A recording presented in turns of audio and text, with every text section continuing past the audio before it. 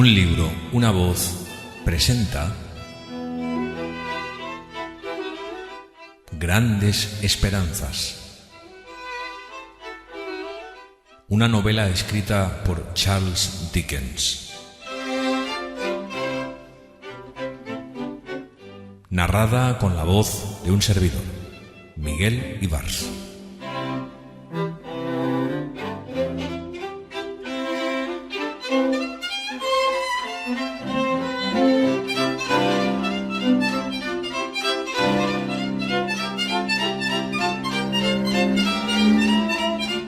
Episodio 6. Capítulo 20.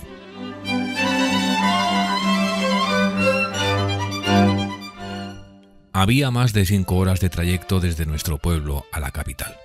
Eran poco más de las 12:30 cuando la diligencia en que viajaba se metió en el tráfico que discurre a través de Crosskeys, Wood Street, del barrio de Cheapside, Londres. En aquella época los ingleses estábamos firmemente convencidos de que era una traición a la patria dudar siquiera de que éramos lo mejor del mundo. De no haber sido así, a pesar de que me impresionaba la inmensidad de la urbe, creo que Londres me habría parecido muy feo, tortuoso, sucio y en extremo angosto. Mr. Jaggers me había enviado ya sus señas. Su domicilio estaba situado en Little Britain y en su tarjeta me indicaba que era a la salida de Smithfield, junto a la posta de las diligencias. Sin embargo, un cochero que en su grasiento capote llevaba tantas esclavinas como años debía de tener, me metió en su coche con igual parsimonia que si hubiera tenido que llevarme a 100 kilómetros de distancia. Estuvo largo rato para instalarme en su pescante cubierto con un paño verde muy apolillado. El carruaje resultaba algo prodigioso, con 6 coronas pintadas en el exterior y unas cosas extrañas amontonadas detrás cuya función, por lo visto, era que pudiesen sostenerse no sé cuántos lacayos, y debajo una especie de rastrillo con peligrosas puntas para disuadir a los chicos que suelen colgarse en la parte trasera de los coches. Apenas había tenido tiempo de disfrutar examinando detalladamente el vehículo, pensando que se parecía a un almacén de paja y a una tienda de trapero y preguntándome por qué debían guardarse dentro los morrales de los caballos, cuando vi que el cochero se disponía a apearse como si fuéramos a detenernos. Y, en efecto, nos detuvimos en una calle sombría, ante una oficina en cuya puerta, que estaba abierta, había una placa con el nombre Mr. Jaggers. «¿Cuánto le debo?», pregunté al cochero. «1 chelín», contestó, «y la voluntad». Naturalmente, yo le dije que mi voluntad era darle solo el chelín que me pedía. «En este caso, tendré que contentarme con 1 chelín. Quiero evitar disgustos». «Lo conozco», exclamó mirando el apellido de Mr. Jaggers y guiñando un ojo con expresión sombría. Después de que hubo cobrado su chelín y se hubo instalado de nuevo en el pescante tras muchos preparativos, se marchó, lo cual pareció tranquilizarlo. Entré en el primer despacho con el maletín en la mano y pregunté por Mr. Jaggers. «No está», contestó un dependiente. «En este momento se halla en los juzgados. ¿Es con Mr. Pip con quien tengo el honor de hablar?» Respondí que así era. «Mr. Jaggers», agregó, «ha encargado que le rogásemos a usted que lo espere en su despacho. Cuando tiene la vista de una causa nunca sabe cuánto puede tardar, pero como su tiempo es precioso, supongo que procurará venir lo antes posible». Dicho esto, el empleado abrió una puerta y me hizo pasar a una habitación. Había en ella un caballero tuerto, que vestía traje de terciopelo y calzón corto. El hombre se restregó la nariz con la manga al verse interrumpido en la lectura de su periódico. «Salga usted y aguarde fuera, Mike», le dijo el dependiente. Yo me disponía a decir que no quería importunar, cuando el empleado sacó de allí a aquel caballero con muy pocos cumplidos y, arrojándole a la espalda su gorro de piel, me dejó solo. El despacho de Mr. Jaggers no recibía más luz que la que penetraba por una claraboya, y era una estancia lúgubre. La referida claraboya estaba remendada como si de una cabeza rota se tratara, y las casas vecinas parecían inclinarse para mirarme a través de sus cristales. No había allí tantos papeles como había esperado encontrar, pero, en cambio, descubrí algunos objetos raros, tales como una pistola vieja y enmohecida, una espada metida en su correspondiente vaina, varias cajas y paquetes de extraño aspecto y, encima de una estantería, 2 mascarillas horribles de rostros repulsivos que tenían las mejillas hinchadas y la nariz contraída. El sillón de Mr. Jaggers era de crin muy negra, con hileras de clavos dorados, lo que hacía que semejase un ataúd. Lo imaginé de pronto repantigado en él y mordiéndose el dedo mientras contemplaba a sus clientes. Era una habitación pequeña y, por lo visto, los clientes solían apoyarse contra la pared, pues se notaba en ella el roce de las espaldas. Recordé también que el cliente tuerto que acababa de salir se había retirado rozando el muro. Me senté en la silla que había frente a la de Mr. Jaggers y me sentí subyugado por aquel ambiente tétrico. Se me ocurrió que el pasante tenía, como su patrón, el aire de saber algo deshonroso acerca de todo el mundo. Me pregunté cuántos empleados habría en el piso superior y si todos ejercerían el mismo poder sobre sus semejantes. Pensé también en cuál sería la historia de todas las cosas raras que había en aquel despacho y cómo habrían llegado allí. Me pregunté también si las 2 horribles mascarillas corresponderían a familiares de Mr. Jaggers y por qué, si tuvo la desgracia de tener 2 parientes tan mal encarados, se le ocurrió poner sus imágenes en aquel estante, expuestas al ataque de los mosquitos y los escarabajos, en vez de reservarles mejor sitio en su casa. Yo no sabía cómo era un día de verano en Londres, y quizá mi espíritu se hallaba oprimido por la atmósfera viciada y el polvo que lo cubría todo. Pero seguí meditando y esperando en el despacho de Mr. Jaggers hasta que no pude soportar más la visión de aquellas 2 mascarillas estrafalarias y me levanté y salí de la estancia sombría. Cuando manifesté al pasante que quería ir a dar una vuelta para tomar el aire, me recomendó que doblase por la primera esquina y entrase en Smithfield. Seguí su consejo, pero era aquel un lugar indecoroso, lleno de inmundicia, pedruscos, sangre y espumarajos, cuyos efluvios parecían pegárseme al cuerpo. Huí de Smithfield inmediatamente, doblando en una calle desde la cual vi la gran cúpula negra de la Catedral de San Pablo, que sobresalía por encima de un siniestro edificio de piedra que alguien dijo que era la cárcel de Newgate. Siguiendo el muro de la prisión, encontré la calzada cubierta de paja para atenuar el ruido de los vehículos, y por esto y por el número de personas que transitaban por allí que apestaban a ron y cerveza, comprendí que debía de estar cerca de los juzgados. Mientras iba mirando alrededor, un representante de la justicia, muy mal aseado y en estado de embriaguez, me preguntó si quería entrar y presenciar 1 o 2 juicios, en cuyo caso, añadió, podría procurarme un asiento de primera fila si lo gratificaba con media corona. De ese modo tendría el honor de disfrutar de la vista del Lord Presidente, con su peluca y su traje de ceremonia incluido, y me describió a tan terrible personaje como si se tratara de una figura de cera, ofreciéndomelo poco después al precio reducido de 18 peniques. Al ver que yo rechazaba la oferta con la excusa de tener una cita, se dignó hacerme entrar en el patio y mostrarme dónde estaba instalada la horca y el lugar donde se azotaba a los sentenciados a este castigo. Me enseñó también la puerta por la que salían al patio aquellos que iban a ser ahorcados, y me anunció que 4 condenados cruzarían aquel fatídico umbral 2 días después, a las 8 de la mañana, para ser ejecutados. Aquello era horrendo y me dio una idea muy desfavorable de Londres. La gran metrópoli me pareció repulsiva, mucho más cuando vi que todo lo que llevaba mi acompañante, desde el sombrero hasta las botas, eran prendas apolilladas que debió de comprarle, ya muy usadas, al verdugo. Le di un chelín y, con gran alivio, conseguí librarme de él. Volví al despacho de Mr. Jaggers a preguntar si éste ya había regresado, y como resultó que no estaba, salí de nuevo a la calle. Esta vez giré en Little Britain y entré en el callejón Bartholomew Close, donde descubrí que otras personas estaban esperando a Mr. Jaggers como yo. Había 2 hombres, de aspecto misterioso, que mientras conversaban se empeñaban, con aire pensativo, en meter la punta del pie en las grietas del pavimento. Uno de ellos dijo al otro, la primera vez que pasaron por mi lado, «Si hay que hacerlo, Jaggers lo hará». Había en una esquina un grupo de 3 hombres y 2 mujeres, y una de estas sollozaba con el rostro oculto en un chal bastante sucio, mientras la otra trataba de consolarla diciendo, «Jaggers la defiende, Amelia, ¿qué más quieres?». Mientras yo estaba en el callejón, apareció de pronto un individuo pequeño y de ojos rojizos, judío, sin duda, acompañado de otro sujeto también de baja estatura y de la misma raza, a quien mandó el primero con algún encargo. Mientras el mensajero estaba ausente, vi a aquel hombrecillo, que era de temperamento muy excitable, bailar de impaciencia al pie de una farola mientras repetía con frenesí estas palabras: «¡Oh, Jaggers, Jaggers! Los demás no valen nada. A mí, dadme a Jaggers». Esta prueba de la popularidad de mi tutor me impresionó profundamente y me llenó de admiración. Por fin, mientras miraba a través de una de las verjas de Bartholomew Close en dirección a Little Britain, vi venir a Mr. Jaggers. Todos aquellos que lo esperaban lo divisaron al mismo tiempo que yo y corrieron a su encuentro. Mr. Jaggers me puso la mano en un hombro y me llevó consigo sin decirme nada.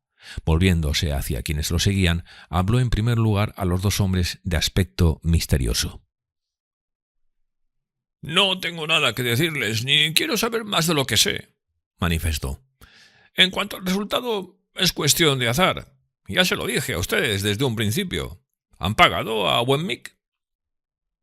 «Esta mañana hemos reunido el dinero», respondió con tono de resignación uno de aquellos individuos, mientras el otro miraba fijamente a Mr. Jaggers. «No pregunto cuándo lo ha reunido, sino si lo han entregado ya a Wemmick». «Sí, señor», contestaron los dos hombres al unísono. «Perfectamente, entonces déjenme ustedes en paz. ¡Basta ya!», exclamó Mr. Jaggers, haciéndoles señas de que se quedaran atrás. «Si me dicen una sola palabra más, abandono el caso».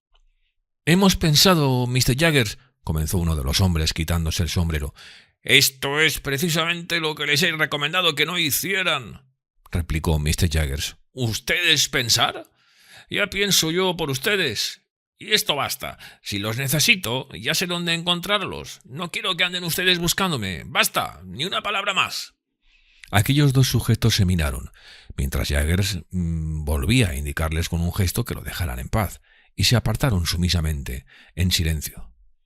«Ahora ustedes», dijo Mr. Jaggers, deteniéndose de pronto y volviéndose hacia las dos mujeres cubiertas con sendos chales, de quienes se habían apartado dócilmente los tres hombres. «Ah, ¿es Amelia?» «Sí, Mr. Jaggers». «¿Ya recuerda usted que de no ser por mí no estaría ni podría estar aquí?», preguntó Jaggers. «Oh, sí, señor», exclamaron las dos mujeres a la vez. «Dios lo bendiga, señor, no lo olvidamos». «Entonces», repuso Mr. Jaggers, ¿por qué han venido?» «Se trataba de mi pobre Bill, señor», exclamó la mujer que había estado sollozando. «Oiga», replicó Mr. Jaggers, «sépalo usted de una vez. Si no está enterada de que su Bill se halla en buenas manos, yo sí lo estoy. Y si vuelve a venir a fastidiarme con su Bill, me desentenderé del caso. ¿Han pagado a Wemmick?» «Oh, sí, señor, hasta el último penique». «Muy bien. Han hecho lo que tenían que hacer. Digan ahora una sola palabra más y Wemmick les devolverá el dinero». Esta terrible amenaza hizo que las dos pobres mujeres se retiraran al instante. Solo quedaba el judío menudo y excitable, que ya se había acercado varias veces a Mr. Jaggers. «No conozco a este hombre», exclamó Mr. Jaggers con el mismo tono inclemente. «¿Qué quiere ese individuo?» «Querido Mr. Jaggers, soy el hermano de Abraham Lazarou». «¿Quién es?», repuso Mr. Jaggers. «Pero suélteme usted la levita». Antes de soltarla, el suplicante besó sus faldones y contestó: «Abraham Lazarou, el sospechoso en el asunto de la vajilla de plata». «Ha llegado usted tarde. Ya me encargo de la defensa de la otra parte». «Por Dios, Mr. Jaggers», exclamó el judío palideciendo, «no me diga que va usted contra Abraham Lazarou». «Sí, voy contra él, y ni una palabra más. ¡Largo de ahí!» «Mr. Jaggers, un momento. Ahora mismo mi primo ha ido a ver a Mr. Wemmick para ofrecerle la cantidad que él pida. Mr. Jaggers, medio segundo de atención, por favor. Le pagaremos a usted lo que sea. El dinero no importa, Mr. Jaggers». Mi tutor apartó desdeñosamente al importuno y lo dejó bailando como si el pavimento estuviese ardiendo. Sin más interrupción llegamos al despacho, donde encontramos al pasante y al hombre del gorro de terciopelo. «Aquí está Mike», dijo el pasante, bajando de su taburete y acercándose confidencialmente a Mr. Jaggers. «Escuche usted, Mr. Jaggers», dijo el tal Mike, que por el tono de voz parecía muy resfriado. «Por fin tras muchas dificultades he conseguido encontrar uno que creo que podría servir. ¿Qué es lo que está dispuesto a jurar?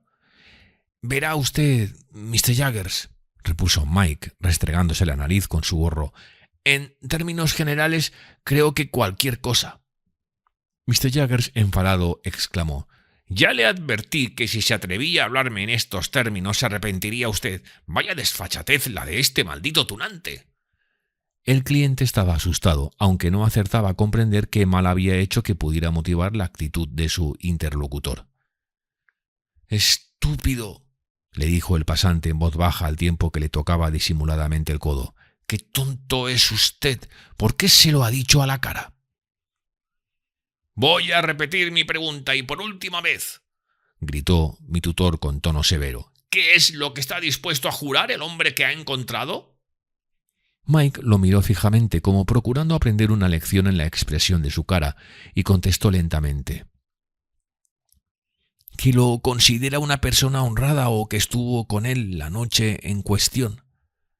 «¿De qué clase social es ese individuo?»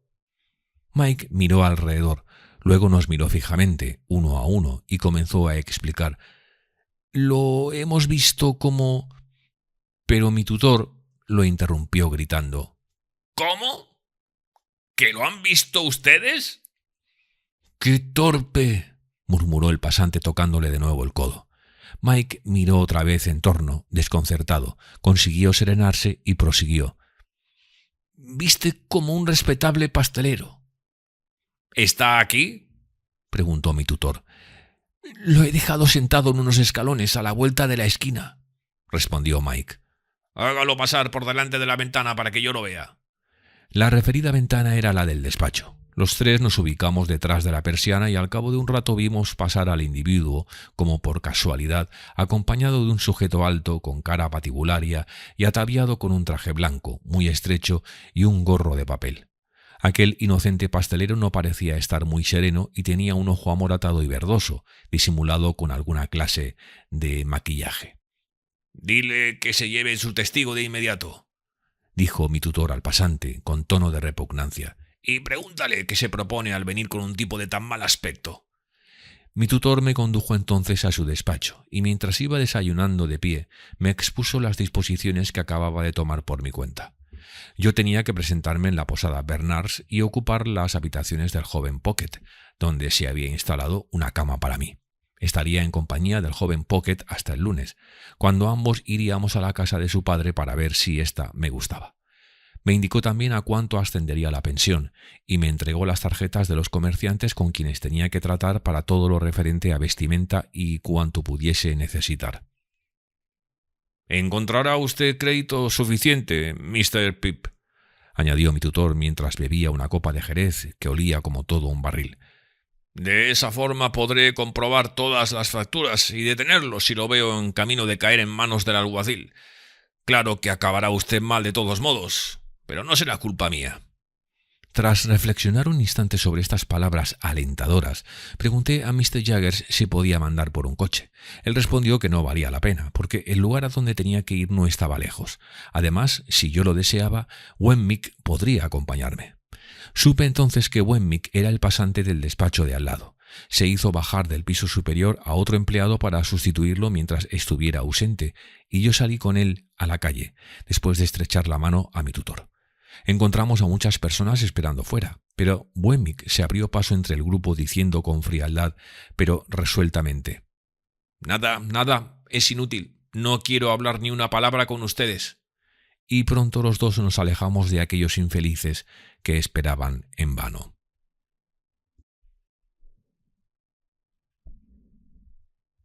Capítulo 21. Mientras íbamos andando uno al lado del otro, miré fijamente a Mr. Wemmick para observar, a plena luz del día, qué clase de individuo era. Se trataba de un hombre delgado, más bien bajo, de rostro cuadrado y expresión impasible, cuyo perfil parecía haber sido toscamente esculpido por un cincel mellado. Había en su rostro algunas señales que podrían haber sido hoyuelos si el material hubiese sido más blando y la herramienta más fina, pero que al fin y al cabo no pasaban de ser simples hendiduras. El cincel había hecho 3 o 4 intentos infructuosos para embellecer su nariz. Supuse que debía de ser soltero, a juzgar por lo arrugada que llevaba la camisa, y que debía de haber perdido muchos de sus parientes, pues llevaba al menos 4 brazaletes de luto, además de un alfiler de pecho que representaba una dama y un sauce junto a una tumba, encima de la cual había una urna. Sus ojos eran negros, brillantes y de expresión muy viva e inteligente, y sus labios gruesos, anchos y moteados. A mi parecer, debía hacer unos 40 o 50 años que los tenía. ¿De modo que usted nunca había estado en Londres?, me preguntó Mr. Wemmick. No, contesté. En otro tiempo yo también fui un extraño en la capital. Es curioso pensarlo ahora. Pero actualmente debe de conocerla bien, ¿verdad?, dije. Oh, sí, repuso Wemmick. Conozco cada uno de sus rincones. ¿Es una ciudad peligrosa?, inquirí, más por decir algo que por verdaderos deseos de informarme. Aquí pueden a uno timarlo, robarlo o asesinarlo, pero lo mismo ocurre en otras ciudades. Cuando hay mala uva y odio entre unos y otros, dije para atenuar un poco aquel concepto tan desfavorable. Nada de mala uva, contestó Wemmick. Tampoco se trata de odio. Lo atacarán si ven en ello algún beneficio, seguro. Eso ya es otra cosa. ¿Lo cree usted?, replicó Wemmick. Pues yo considero que es lo mismo. Llevaba el sombrero echado hacia atrás y miraba fijamente hacia adelante. Iba andando absorto, como si en la calle no hubiese nada que pudiera llamarle la atención. Su boca recordaba tanto a un buzón que parecía sonreír maquinalmente. No fue hasta después de que hubimos llegado a la altura de Holborn Hill que me di cuenta de que solo era una apariencia y de que, en realidad, no sonreía. ¿Sabe usted dónde vive Mr. Matthew Pocket?, pregunté. En Hammersmith, al oeste de Londres. ¿Es muy lejos? Unos 8 kilómetros. ¿Lo conoce usted? ¡Caramba! ¡Cuánto detalle exigen sus preguntas!, comentó Wemmick. Sí, lo conozco. Ya lo creo que lo conozco. En el modo de pronunciar estas palabras noté cierto tono de desdén que me contrarió un poco, y estaba todavía mirando de reojo sus facciones en busca de una expresión alentadora, cuando me anunció que ya habíamos llegado a la posada Bernards. Me llevé una excepción, porque me había figurado que se trataba de un hotel al lado de la cual el jabalí azul de nuestra pequeña ciudad resultaría una vulgar taberna, y ahora me encontraba con que su dueño, conocido por Bernard, era un espíritu desencarnado o una ficción, y que su hotel era la serie más sucia de habitaciones que hayan podido amontonarse en un rincón hediondo para que se reúnan en ella los gatos vagabundos. Entramos en aquella hostería por una puertecita y siguiendo un corredor angosto fuimos a salir a un patio pequeño y triste más parecido a un cementerio. Jamás había visto árboles, gorriones y gatos más melancólicos. Las ventanas de las habitaciones de aquella casa se encontraban en la última etapa de su decadencia, con las persianas y las cortinas destrozadas, las macetas rotas, los cristales resquebrajados y, en general, aspecto de polvorienta podredumbre y miserable interinidad.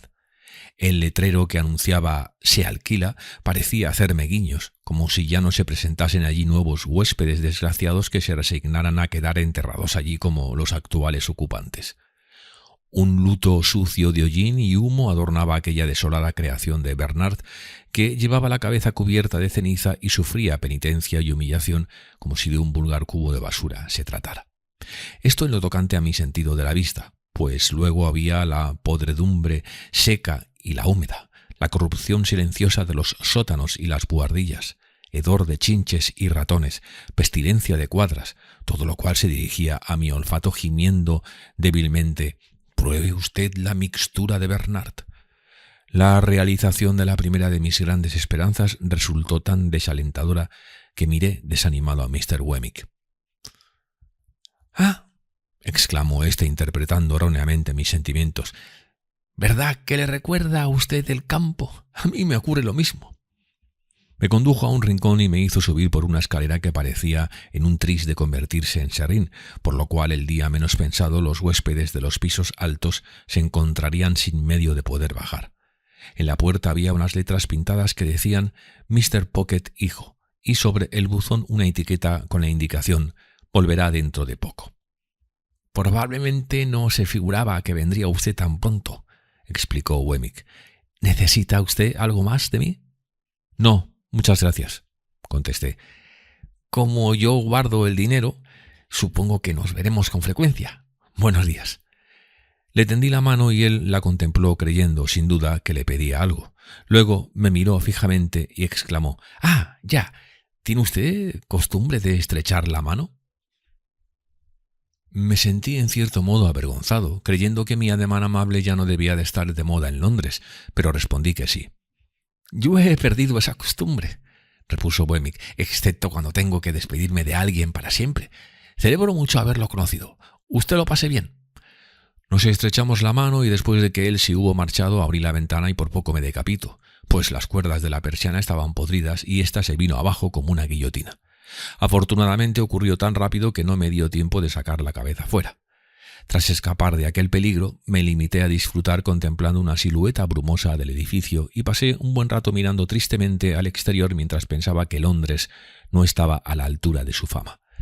La idea que Mr. Pocket, hijo, tenía de lo que significaba dentro de poco era distinta de la mía, pues hacía ya media hora o más que estaba aburridísimo mirando a través de la ventana y escribiendo varias veces mi nombre con el dedo en el polvo que cubría los cristales, cuando por fin oí pasos en la escalera.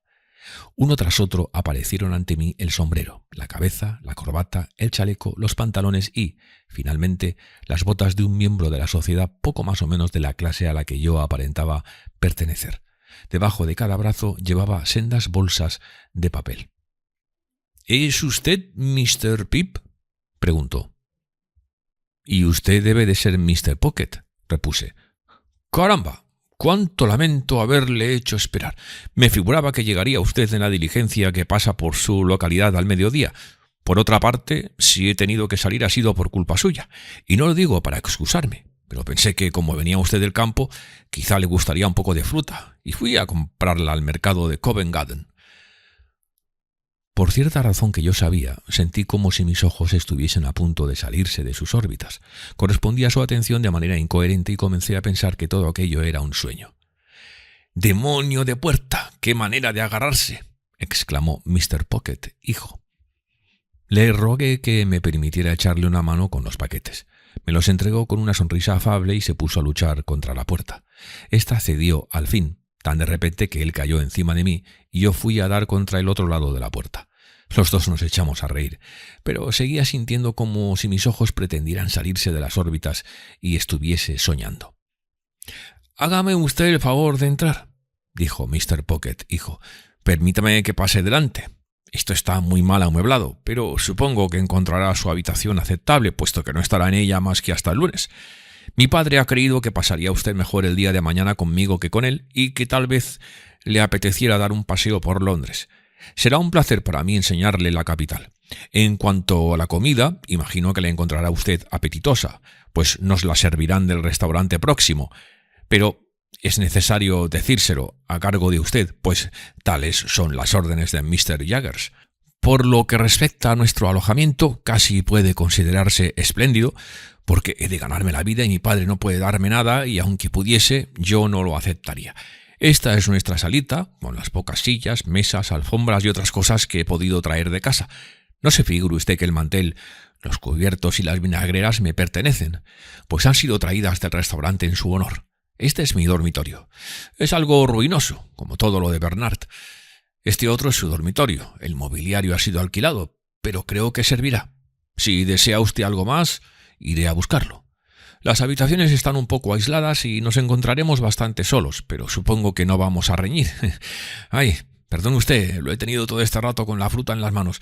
Estoy avergonzado. Mientras le entregaba las bolsas a Mr. Pocket, hijo, advertí en sus ojos una expresión de perplejidad que también debía de aparecer en los míos. «¿Pero qué veo? ¡Dios mío!», exclamó dando un paso hacia atrás. «¿Usted es el muchacho del jardín?» «¿Y usted?», repliqué. «El joven pálido».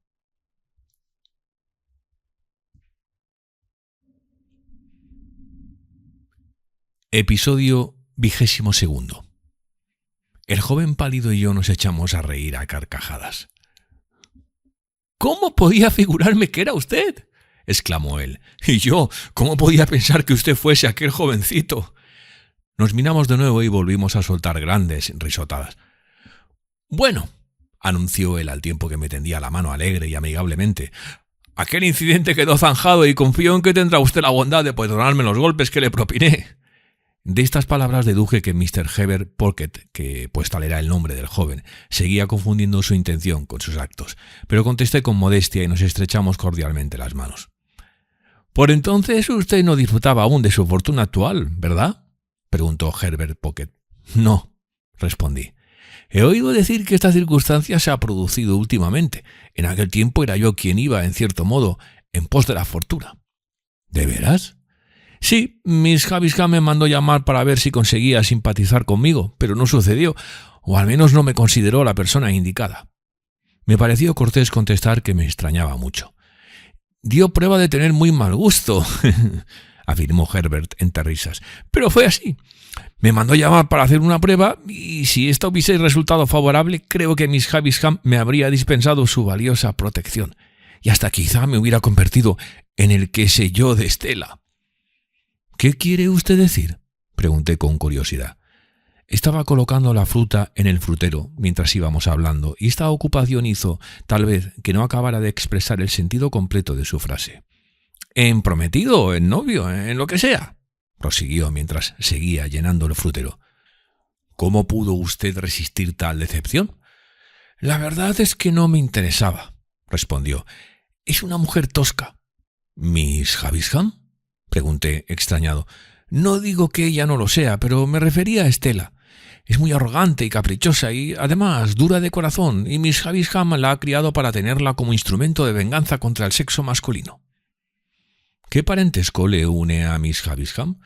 —Ninguno, es adoptada —contestó. —¿Por qué quiere vengarse?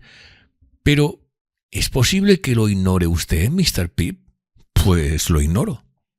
Es toda una historia, y será mejor que la guardemos para la hora de comer. Ahora permítame que le pregunte ¿por qué fue usted a visitarla aquel día? Se lo conté todo y él me escuchó con mucha atención. Cuando hube terminado, se echó a reír y preguntó si había quedado yo muy dolorido después de la sesión de pugilato. Le pregunté a mi vez si lo había quedado él, porque sobre este punto yo estaba completamente convencido. —¿Es Mr. Jaggers su tutor? —inquirió desviando la conversación. —Sí. —Ya debe usted saber que se trata del administrador y abogado de Miss Havisham, quien solo confía en él. Comprendí que me llevaba a un terreno peligroso y contesté, con una reserva que no procuré disimilar, que había visto a Mr. Jaggers en casa de Miss Havisham el mismo día de nuestro encuentro, pero en ninguna otra ocasión, y que suponía que él no se acordaba de mí. Tuvo la amabilidad de señalar a mi padre como su preceptor, Mr. Pip, y así se lo propuso. Naturalmente conocía la existencia de mi padre por su relación con Miss Havisham, pues es primo de ella, pero no hay otro trato familiar entre los dos porque él nunca ha procurado ganarse su simpatía. Herbert tenía unas maneras francas y naturales que lo hacían muy atractivo. No había conocido a nadie hasta entonces, ni conocería a nadie después, cuya mirada y tono de voz me convencieran tanto como los de él, que era incapaz de cualquier traición o mezquindad. Tenía una expresión maravillosamente optimista, y no sé por qué presentía yo que nunca sería muy afortunado ni muy rico.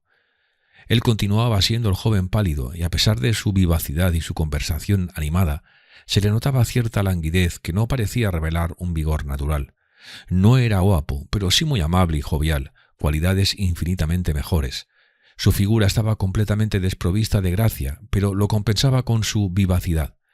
Podían caber ciertas dudas sobre si el traje provinciano confeccionado por Mr. Trapp le hubiera sentado más elegantemente que a mí, pero estoy convencido de que llevaba mejor él su traje viejo que yo el mío nuevo. Al ver que se mostraba tan comunicativo conmigo, comprendí que toda reserva por mi parte resultaría impropia de nuestra edad. Por consiguiente, le relaté mi pequeña historia, haciendo hincapié en la prohibición que me había sido impuesta de investigar quién era mi bienhechor. Además, le indiqué que el que me hubiese criado en la herrería de un pueblo me había impedido conocer las formas corrientes en la buena sociedad y, por lo tanto, le suplicaba y agradecería que siempre que me viese en un aprieto o cometiendo una falta de urbanidad, me lo advirtiera de inmediato. —Lo haré encantado respondió, aunque preveo que no necesitará usted muchas indicaciones en este sentido. Creo que estaremos juntos muy a menudo y no quisiera cohibirlo innecesariamente. ¿Quiere hacerme el favor de llamarme, o en lo sucesivo, por mi nombre de pila? Le agradecí aquel detalle amistoso. Le dije que así lo haría y, para corresponder a su amabilidad, le indiqué que mi nombre era Philip. No me gusta ese nombre, repuso sonriendo, porque me recuerda a uno de aquellos muchachos de los cuentos morales que era tan perezoso que se dejó caer en un estanque, o tan gordo que no podía ver más allá de sus ojos, o bien tan avaro que guardaba su merienda hasta que se la comían los ratones, o tan aficionado a coger nidos que acabó devorado por los osos que vivían por los parajes a donde él iba a buscarlos. Le diré qué nombre me gustaría, puesto que nos avenimos tanto y usted ha sido herrero. ¿Pondría reparos? No pondré reparos de ninguna clase en nada de lo que usted me proponga, contesté, pero no le entiendo. ¿Tendría usted inconveniente en que lo llamara Händel como nombre familiar? Händel es el compositor de una deliciosa pieza musical titulada El herrero armonioso. Me gustaría mucho. Pues bien, querido Händel, dijo al tiempo que volvía la cabeza, pues en ese momento se abría la puerta. Aquí traen la comida. Le suplico que ocupe la cabecera de la mesa, puesto que es usted quien paga. No quise oír hablar de ello y fue él quien tomó asiento en la cabecera. Yo me coloqué frente a él.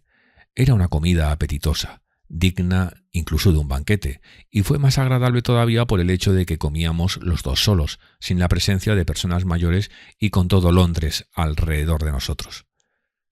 A esto hay que añadir el atractivo que daba al festín cierto carácter bohemio, porque sin contar que la mesa era, como habría dicho Mr. Pumblechook, digna de quien nada en la abundancia, pues todo el servicio procedía del restaurante próximo, el lugar donde nos hallábamos instalados inducía al camarero a dejar las tapaderas en el suelo, con lo cual tropezaba con ellas, la mantequilla en el sillón, el pan en el estante de los libros, el queso en el cubo del carbón y el pollo asado sobre mi cama, en la habitación contigua, donde al ir a acostarme encontré buena parte de la salsa ya fría y reseca.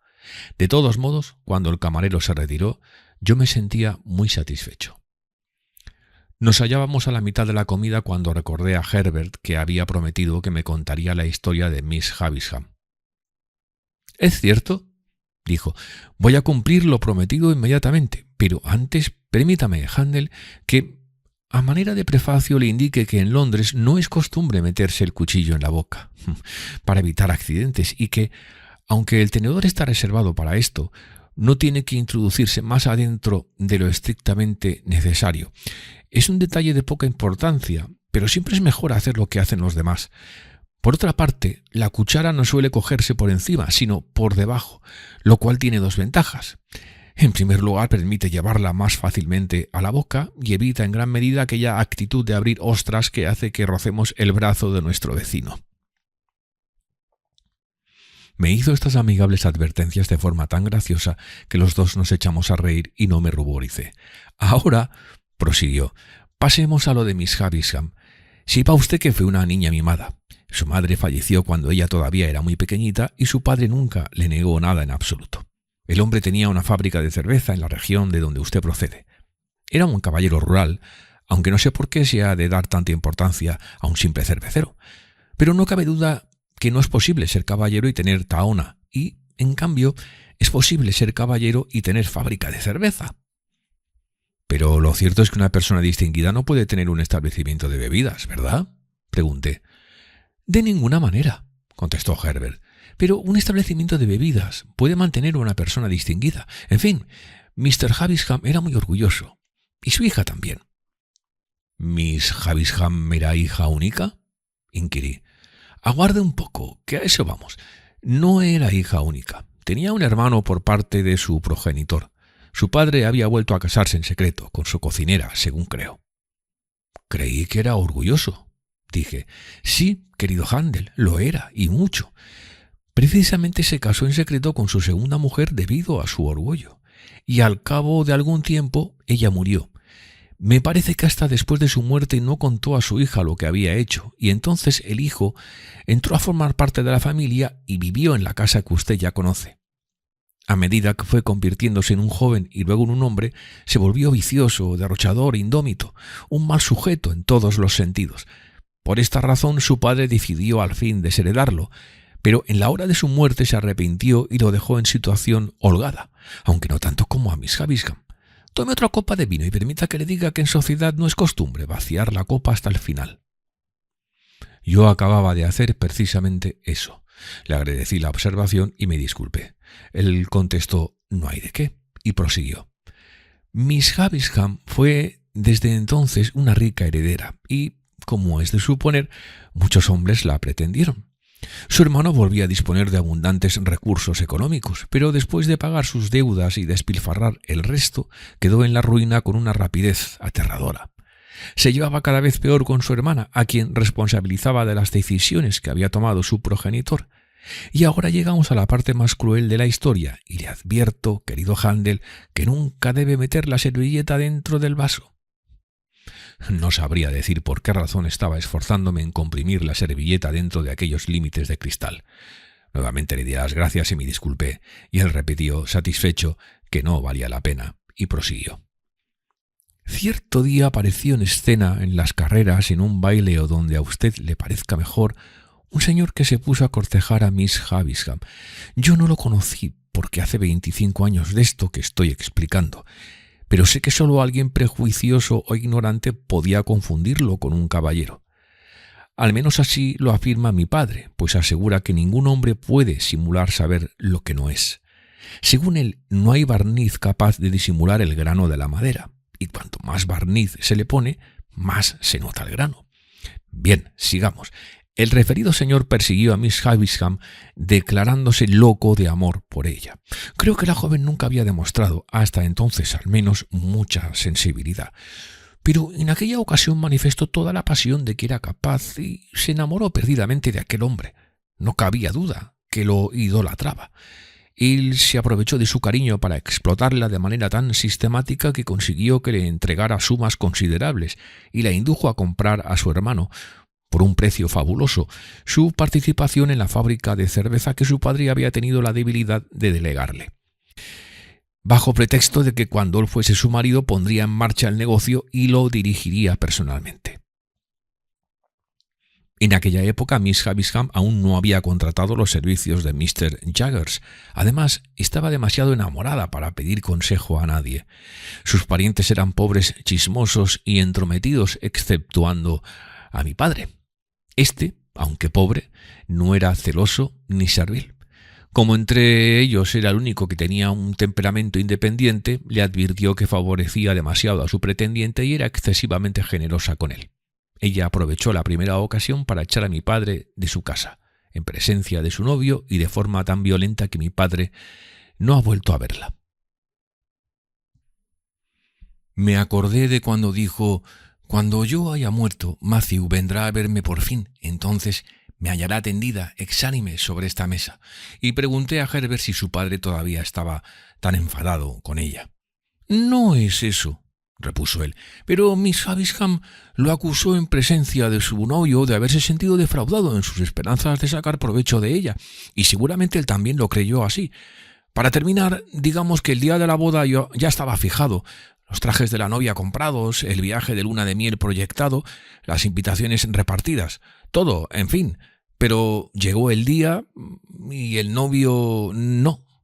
Este escribió una carta que ella recibió», le interrumpí, «cuando estaba vistiéndose para la ceremonia, a las 9 menos 20 minutos, ¿verdad? A la hora exacta en que luego ella hizo parar todos los relojes», afirmó Herbert. «Ignoro el contenido de la carta, salvo que quedaba roto el compromiso de enlace matrimonial. Cuando Miss Havisham se restableció de la grave enfermedad que le ocasionó este desengaño, dejó la casa en el estado de abandono en que la ha visto usted, y desde entonces no ha querido ver de nuevo la luz del día». «¿Es esta la historia?», pregunté tras reflexionar por un instante. «Al menos hasta donde yo sé, y he de confesar que conseguí enterarme de lo ocurrido atando cabos, porque mi padre siempre evita hablar de eso, y hasta cuando Miss Havisham me invitó a su casa, no me dijo más de lo estrictamente necesario. Pero olvidaba una cosa, y es que se cree que el hombre en quien ella había puesto toda su confianza y su cariño obraba de acuerdo con su hermano. Los dos tramaron todo aquello para repartirse los beneficios a costa de Miss Havisham. No acierto a comprender por qué no se casó con ella y se adueñó de toda su fortuna, dije con curiosidad. Es posible que ya estuviera casado y que ella se enterase de este detalle, tal vez formara parte del plan de su hermano, contestó Herbert. Vaya usted a entenderlo. Yo no sé nada. ¿Y qué fue de los dos hombres?, pregunté después de volver a meditar sobre el asunto. Se hundieron cada vez más en la deshonra y la ruina. ¿Viven todavía? No lo sé. Ha dicho usted que Estela no era pariente de Miss Havisham, sino que ésta la había adoptado. ¿En qué fecha fue eso? Lo ignoro, pero desde que oigo hablar de Miss Havisham siempre se ha mencionado a Estela. Y ahora, Handel, agregó, como si desease abandonar el tema, existe entre nosotros una perfecta inteligencia. Usted sabe ya todo lo que yo sé acerca de Miss Havisham. Y usted también sabe lo que yo sé, repliqué. Lo creo, y por lo tanto no puede haber entre usted y yo ni competencia ni recelo. Y en lo que concierne a la condición que debe usted respetar para no perder su posición social, esto es, no intentar averiguar quién es su misterioso protector ni comentar el asunto con nadie, puede estar seguro de que ni yo ni ninguno de los míos lo induciremos jamás a quebrantar la condición impuesta. Dijo esto con tal afabilidad que comprendí que la cuestión quedaba zanjada, aunque yo tuviese que vivir muchos años en casa de su padre. Sin embargo, lo dijo con tal intención que comprendí que estaba tan convencido como yo de que la persona que me protegía era Miss Havisham. Este punto, que podía haber sido un obstáculo para nuestra amistad, quedaba ahora aclarado, y los dos nos sentíamos aliviados y satisfechos. Durante nuestra conversación, cordial y alegre, le pregunté cuál era su profesión, a lo cual respondió: «Capitalista, asegurador de barcos». Supongo que debía de observar que yo estaba buscando con la mirada algún detalle relativo a la navegación o el capital, porque agregó enseguida: «En la City». Yo tenía formado un concepto muy amplio de la riqueza y la importancia de los aseguradores de barcos de la City, y empecé a sentir cierta preocupación al pensar que había vapuleado a un joven asegurador de buques, al que dejé con un ojo amoratado y un chichón en la cabeza. Pero, una vez más, tuve, para mi tranquilidad, el extraño presentimiento de que Herbert Pocket nunca sería rico ni tendría suerte. «No voy a limitarme a emplear mi capital en seguro de barcos», dijo, «pues quiero, además, adquirir acciones de las compañías de seguros de vida y pretendo llegar a ser director de alguna de ellas. También deseo intervenir en el negocio de minas y ninguna de estas empresas me impedirá fletar por mi cuenta algunos millares de toneladas. Me encargaré del tráfico entre Inglaterra y las Indias Orientales», afirmó, repantingándose en su silla. «Un negocio interesante: sedas, chales, especias, drogas, tinturas y madera de calidad». «¿Cree usted que puede ganarse mucho dinero?» «Sumas fabulosas», respondió. Me impresionó nuevamente, pues no pude por menos de pensar que su porvenir era mucho mejor que el mío.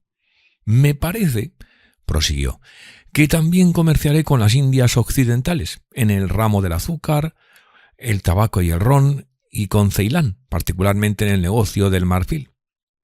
«¿Necesitará usted muchos barcos?», dije. «Toda una flota», contestó. Aturdido por la magnitud de las transacciones que mencionaba, le pregunté por dónde navegaban los barcos que él aseguraba. «Todavía no he asegurado ninguno. Ahora estoy a la espera de emprender el negocio, para lo que he alquilado un despacho». «¿Resulta ventajoso alquilar un despacho?», pregunté. «¿Quiere usted decir para un joven como yo?». «Sí». «Pues no, para mí no», repuso con el aire de quien está echando la cuenta de algo. «Realmente ventajoso, no, pues no cobro salario y he de mantenerme». Verdaderamente, aquello no resultaba muy ventajoso, y sacudí la cabeza expresando con ello mi opinión de que con tan poco ingreso sería difícil ahorrar capital. Pero lo importante es que uno permanezca alerta. Cuando la ocasión se presenta, uno no la deja escapar, acumula fondos y ya está. Cuando se dispone de capital solo hace falta emplearlo. Aquello se parecía mucho a su idea del pugilato. También su modo de soportar la pobreza era igual a la manera de resignarse a la derrota. Al parecer, recibía los golpes de la adversidad con la misma actitud con que había recibido los míos. No cabía duda que sus propiedades se limitaban a lo indispensable, pues todo lo que llamó mi atención resultó que había sido traído del restaurante próximo o de alguna otra parte. Sin embargo, a pesar de que él, en su imaginación, había acumulado una fortuna, hablaba de la misma con tal modestia que me sentía agradecido de que no se diera aires delante de mí. Era un detalle más que añadir a su educación refinada, y nos entendimos perfectamente. Por la noche fuimos a dar un paseo y luego al teatro, pues había conseguido unos pases. Al día siguiente asistimos al servicio religioso de la abadía de Westminster y por la tarde fuimos a uno de los parques de la ciudad. Me pregunté entonces quién arraba los numerosos caballos que pasaban y pensé que ojalá hubiera podido ser Joe. Aquel domingo, según calculaba yo, hacía ya muchos meses que me había separado de Joe y de Biddy. Al recordar los pantanos y los alrededores de nuestra casa, me parecieron de pronto muy hermosos. Sin embargo, consideraba una imposibilidad geográfica, social, solar y lunar volver a verme en nuestra antigua iglesia, ataviado con mi viejo traje de los días festivos. Y en las calles de Londres, tan concurridas e iluminadas, creí oír alusiones deprimentes y reproches por haberme alejado tanto de la humilde y vetusta cocina de mi casa. A medianoche, los pasos de un inepto portero que rondaba por los pasillos de la posada de Bernard con el pretexto de vigilar parecían resonar en mi corazón.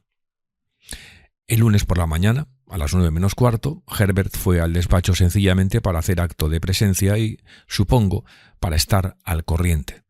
Lo acompañé. Él tenía que salir al cabo de una hora o dos para ir conmigo a Hammersmith, y yo lo esperaría hasta entonces. Me pareció que los huevos de donde salían las jóvenes aseguradores eran empollados con polvo y calor, como los de avestruz, a juzgar por los lugares a donde acudían el lunes por la mañana aquellos gigantes incipientes. Tampoco el despacho al que asistía Herbert me pareció más importante en calidad de observatorio, pues consistía en la parte posterior de un segundo piso, que daba a un patio de aspecto mezquino y desde donde todo lo que se veía no era el mundo exterior, sino el interior de otro segundo piso.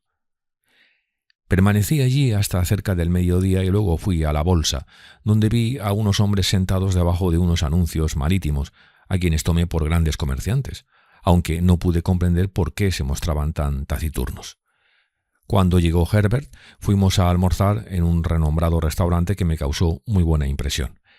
Más tarde, sin embargo, comprobé que era el peor de Europa, pues advertí que había más salsa en los manteles, en los cuchillos y en la ropa de los camareros que en los guisados. Después de comer, por un precio bastante módico, si consideramos que no nos cargó en cuenta la grasa desperdiciada, volvimos a la posada de Bernard para recoger mi maletín y luego tomamos el coche en dirección a Hammersmith. Llegamos allí hacia las 2 o 3 de la tarde y tras andar un poco llegamos al domicilio de Mr. Pocket. Descorrimos el pestillo de la verja y entramos en un pequeño jardín desde el cual se veía el río, y en el que jugaban los hijos del dueño de la casa. Y, o mucho me equivoco, o por lo que pude observar, estos no eran criados como mi hermana me había criado a mí, sino a fuerza de golpes y caídas. Mrs. Pocket estaba sentada en una silla, debajo de un árbol, leyendo, y las dos niñeras se entretenían por allí mientras los pequeños corrían y jugaban. «Mamá», dijo Herbert, «te presento al joven Pip». Mrs. Pocket me saludó afablemente. «Miss Alice y Miss Jane», gritó una de las niñeras, «si dan ustedes estos saltos por encima de las matas caerán al río. ¿Y qué dirá entonces su papá?» La misma niñera recogió el pañuelo de Mrs. Pocket y dijo, «Es la 6ª vez que lo deja usted caer, señora».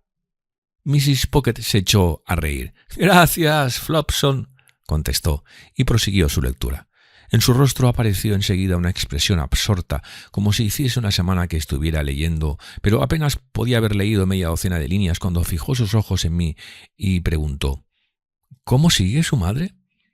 Esta pregunta inesperada que instintivamente empecé a decir de la manera más absurda que de haber existido la persona a quien aludía, estaba seguro de que se encontraría bien y de que le quedaría muy agradecida por su interés y le mandaría sus saludos. Por fortuna, la niñera vino en mi auxilio y, recogiendo el pañuelo, exclamó, «¡Por Dios, señora, ya es la 7ª vez! ¿Qué le pasa a usted esta tarde?» Mrs. Pocket recibió el pañuelo, al principio con una mirada de sorpresa, como si no lo hubiese visto nunca, y luego, riendo, como si por fin lo reconociese, repitió, «Gracias, Flopson», y volvió a sumirse en la lectura. Conté a los pequeños Pocket y comprobé que había nada menos que 6, dándose golpes, empujones y cayendo a cada momento. Apenas acababa de calcular el número de revoltosos allí presentes, cuando se dejó oír, como si viniera de las altas regiones del aire, la voz de un séptimo chiquillo que lloraba de modo muy lastimero. «¡Es el bebé!», exclamó Flopson, al parecer con gran extrañeza. «¡Corra arriba, Millers, corra!». Millers, que era la otra niñera, entró en la casa y al instante los gritos de la criatura fueron perdiendo intensidad hasta apagarse por completo, como si se hubiese tratado de un ventrílocuo al que hubieran metido un trapo en la boca. Pero Mrs. Pocket seguía leyendo sin inmutarse, y de pronto sentí curiosidad por saber qué libro tenía ante los ojos. Supongo que esperábamos a que saliera Mr. Pocket. Sea como fuere, lo cierto es que estábamos allí aguardando y tuve ocasión de observar un fenómeno por demás notable. Cada vez que los niños, en sus juegos, iban a parar cerca de Mrs. Pocket, tropezaban y se echaban encima de ella, siempre con grandes muestras de perplejidad por parte de la mujer y prolongados lamentos por parte de ellos. Yo no sabía qué pensar de aquella inexplicable y repetida escena. Al cabo de un rato, Millers bajó con el bebé, que entregó a Flopson, y ésta se disponía a entregarlo, a su vez, a Mrs. Pocket, cuando, tropezando, cayó, sin soltar a la criatura, encima de aquella. Herbert y yo la ayudamos a ponerse de pie. «¡Válgame Dios!», exclamó Mrs. Pocket, apartando por un instante los ojos del libro. «¡Todo el mundo cae!». «Pero, señora», replicó Flopson muy sofocada, «¿qué tiene usted ahí?». ¿Qué tengo aquí?», preguntó Mrs. Pocket. «Pero si es un taburete», exclamó Flopson. «Está oculto bajo su falda. No es de extrañar que tropecemos con él. En fin, tome usted el bebé y deme el libro». Mrs. Pocket siguió el consejo de la niñera y se puso a mecer al bebé con muy poca maña. Pocos minutos después, Mrs. Pocket ordenó que llevasen los pequeños a la casa para que durmieran un poco. Entonces hizo un segundo descubrimiento. La crianza de aquella gente menuda consistía en alternar el sueño con las caídas. Cuando Flopson y Millers hubieron conducido a los niños a la casa como si de un rebaño de corderos se tratara y Mr. Pocket salió para conocerme, no me sorprendió comprobar que éste era un caballero de semblante aturdido y una cabellera gris y enmarañada, como si no encontrase manera de poner orden a las cosas.